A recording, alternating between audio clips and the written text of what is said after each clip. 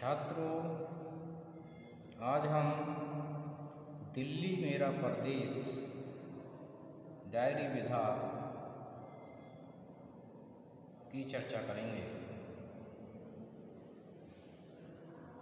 आधुनिक विधाओं में डायरी विधा भी आजकल अत्यंत महत्वपूर्ण विधा मानी जाने लगी है।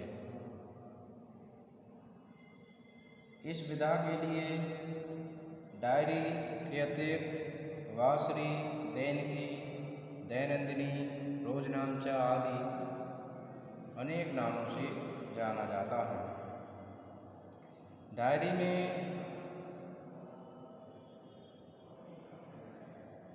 उन पलों को लेखक लिखता है जो उसे दिन में महत्वपूर्ण लगते हैं, जो उसे विशेष प्रभावित करते हैं।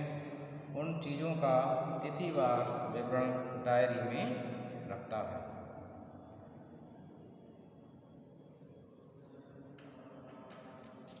डायरी लेखन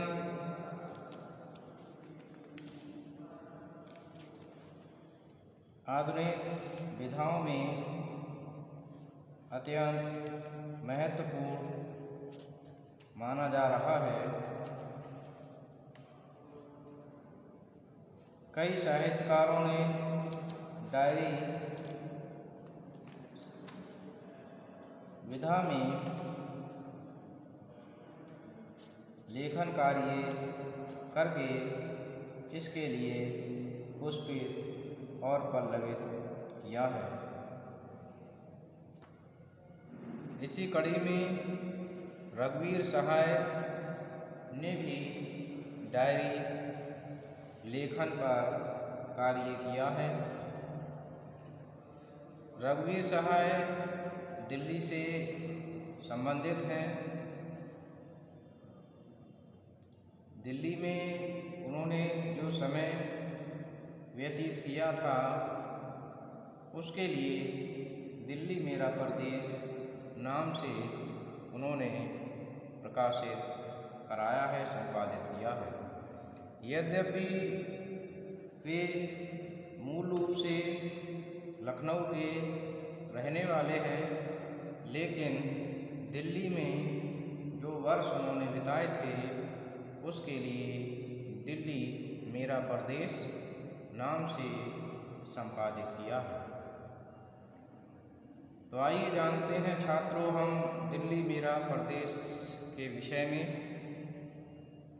प्रसिद्ध कवि एवं पत्रकार रघुवीर सहाय ने धर्मवीर भारती के कहने पर सन 1960 से 1963 के मध्य लिखे 150 लेखों का संपादन दिल्ली मेरा परदेश शीर्षक से किया है।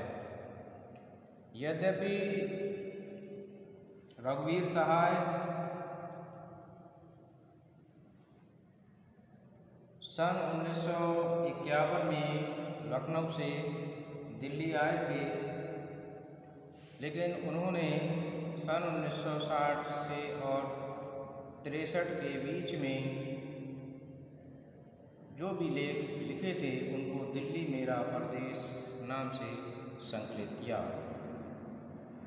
इस रचना का नामकरण दिल्ली मेरा परदेश लेखक ने इसलिए रखा है कि दिल्ली लेखक के लिए परदेश की तरह लगती है। इसका कारण है कि उसकी अपनी सांस्कृतिक पहचान नहीं है या उसका अभाव खटकता है। रघुवीर सहाय लखनऊ से हैं। लखनऊ की अपनी एक सांस्कृतिक पहचान है। इस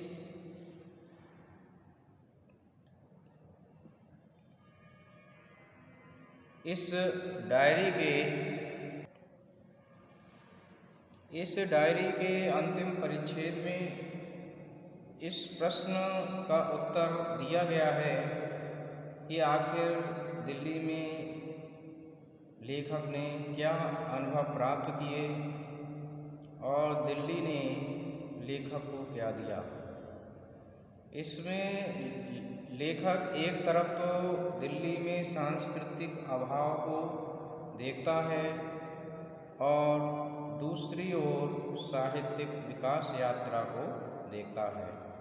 इन्हीं दोनों विषयों को विशेष रूप से इसमें समझाया गया है। तो इसमें दो बातें विशेष रूप से समझने की हैं कि दिल्ली मेरा परदेश, अर्थात लेखक के लिए, रघुवीर सहाय के लिए दिल्ली परदेश आखिर क्यों लगती है। तो उसका जो कारण है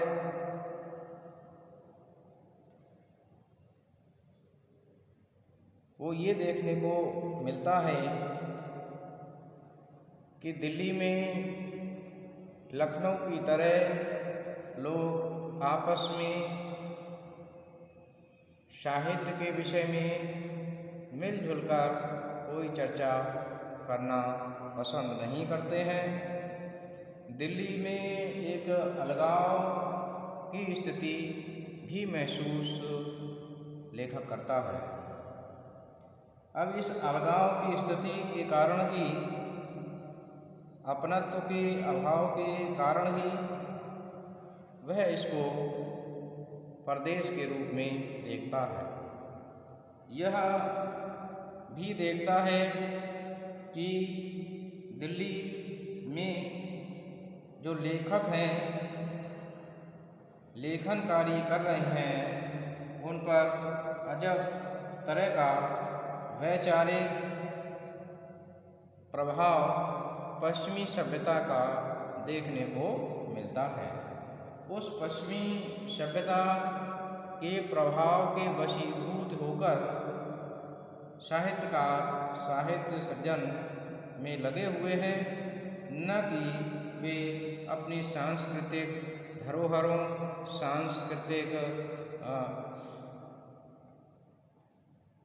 सांस्कृतिक पृष्ठभूमि को अपने साहित्य में प्रस्तुत करते हैं।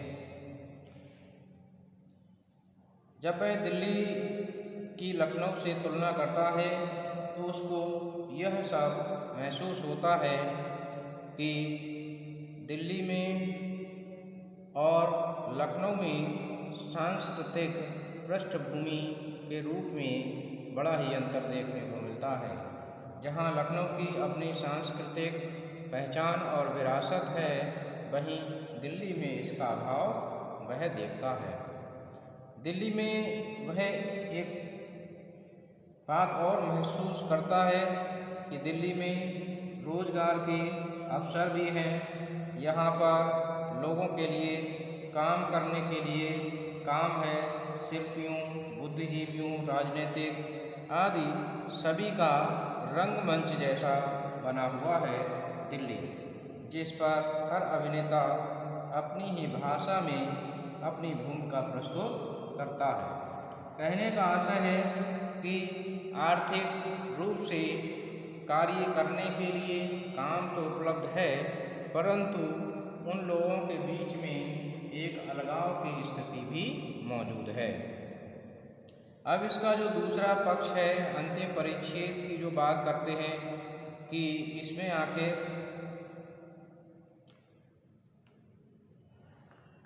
दिल्ली ने लेखक के लिए या रघुवीर सहाय के लिए क्या प्रदान किया। क्या वाकई दिल्ली ने रघुवीर सहाय को कुछ प्रदान किया अथवा वे दिल्ली से खाली हाथों लौटते हैं। यह प्रश्न हंस के संपादक पूछते हैं और रघुवीर सहाय उनका जवाब लिखते हैं। तो इसमें अंतिम परिच्छेद में यह समझाने का प्रयास किया है कि